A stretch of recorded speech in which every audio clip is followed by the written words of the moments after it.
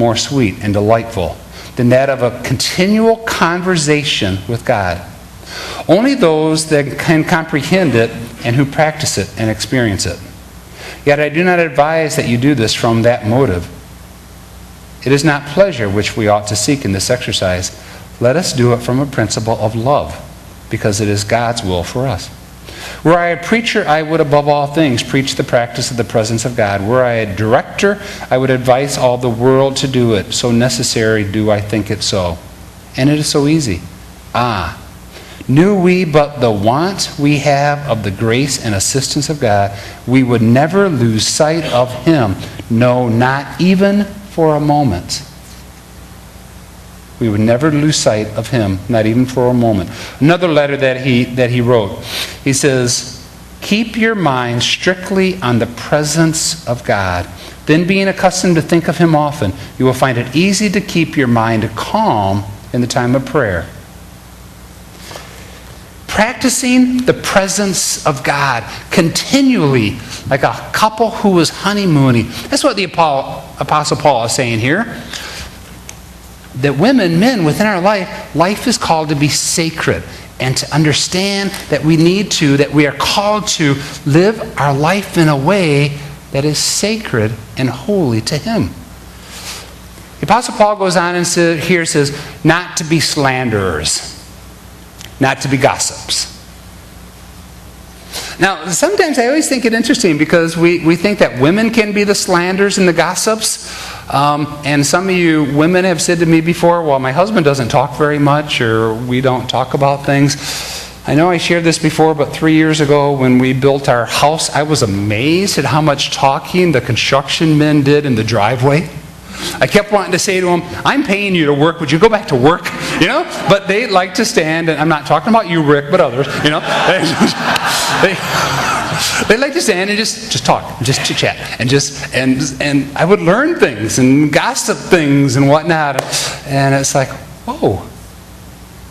There's that phrase, if you have nothing good to say, don't say anything at all. That's right. If you have nothing good to say, don't say anything at all. That's really what the Apostle Paul is saying here. He says, don't slander each other. Don't tell those malicious stories. But is it fun to tell the true things? Not really. Is it fun to sort of twist the story at times? Yeah, that's sort of what we get into with that slander or the malicious stories. Or there's that fine line. And I know I could talk a whole hour on this, but there's that fine line between, as Christians, sharing with each other about the needs for prayer for ourselves or somebody else, or turning it into slander and gossip. And I think most of us know when we actually maybe have crossed that line. And I get that little pinprick in your heart that says, oh, that wasn't quite right the way that I shared that. So Paul says, don't be slanderous. He also says, train the younger. Don't be addicted to much wine. Don't be a drunkard. Don't lose. This is where, as I said, the other three groups have the word self-control. Here, he says, don't be addicted to much wine. Have self-control in your life. But to teach what is good. To teach what is good, and to train the younger women. When you teach and train somebody, it's more often by the influence that you have, or by modeling for somebody else. I mean, I can be up here, and for 14 years, I can be teaching some of you that have been around that long. I can be trying to train you up here. But I think you learn more when we walk with each other throughout the week. And when what's talked about here becomes real during the week.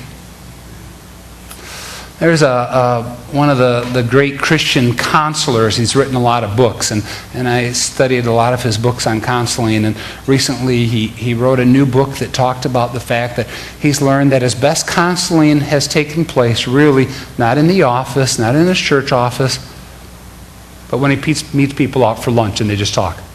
Or they meet at the football game and they talk for a half hour at the halftime at the football game.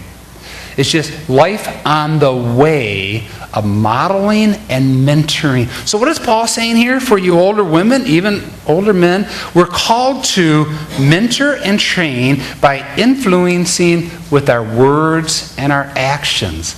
those who are younger in age, but also younger in the faith. Because you can take somebody who's older, but if they are a baby Christian, they're not really older in the sense what the Apostle Paul's talking about. Paul's talking about more mature people in the faith. So they're called to train the younger women. Younger women. This is the part that some of you may not feel like it's too PC. Politically correct. But we need to remember what's going on in the culture of the day. In some respects, all we need to do is turn on the news and listen to the culture of the Middle East yet, with how women are treated. How still today women cannot go out basically in public by themselves within very strict Islam cultures. They have to walk behind the men. They don't go out and they're not with another man. I tell you, when we, as military, if we deploy overseas, it gets hammered home. You never talk to a native lady from one of those countries. You never do this. You never do that. You never touch. You never hug. You never talk to, as I said already. That's all tabooed. This day, 2,000 years ago, on the island, it's the same style. Women tended to be more secluded in their homes. They tended not to go out. They tended not to have jobs, and the only jobs that they did have, for the most part, were ones that none of us here would want to do. The oldest profession in the world. It's one that you wouldn't want.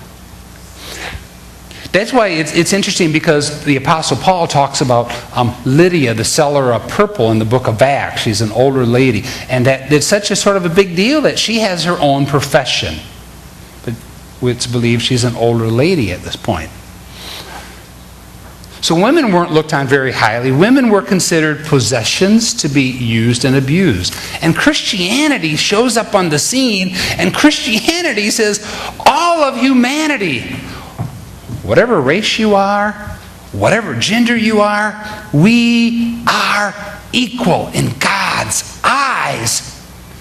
In Christ there is no east or west. In Him there is no north or south. We are all equal in God's eyes. But you see, there was the struggle with the beginning part of Christianity, the fact that if the Apostle Paul and Peter and the other disciples would have started preaching all of that and saying, all women, you're all equal, and all slaves need to be set free. And you imagine the uproar within the Roman society?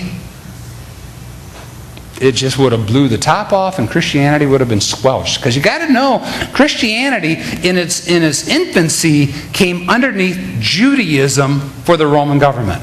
The Roman government had certain religions that were okay under the Roman government's umbrella.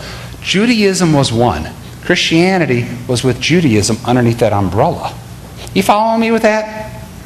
So when I read this, or when you read this, what the Paul has to say in other books too, sometimes we get, whoa, man, this is way too much for us. You got to remember where it comes from and what it truly is saying in the Word. With that as a prefix, the Apostle Paul says to the older women to teach the younger women to love their husbands and their children. To love their husbands and their children. Now, this is interesting to me, because the word that the Apostle Paul here uses, the Greek word, is phileo. Remember, there's different types of Greek words, or different words for different types of love within Greek. Phileo is the word that Paul uses here for loving of the husbands and the children. Any of you remember what the Greek word phileo, what type of love that is? No. Agape is the other one. What? Brotherly love. Yeah, we have Philadelphia, the city of brotherly, really, it's a city of sisterly love. Phileo is brotherly love. It's interesting if we look at Ephesians chapter 5. Ephesians chapter 5, 25, Paul says to husbands, husbands, love your wife. Husbands, agape your wife, which is an unconditional love. It's a deeper love. It's a love which takes more out of your life, and it's a love which you're called to give totally who you are. As Paul says in Ephesians, husbands, love your wife as Christ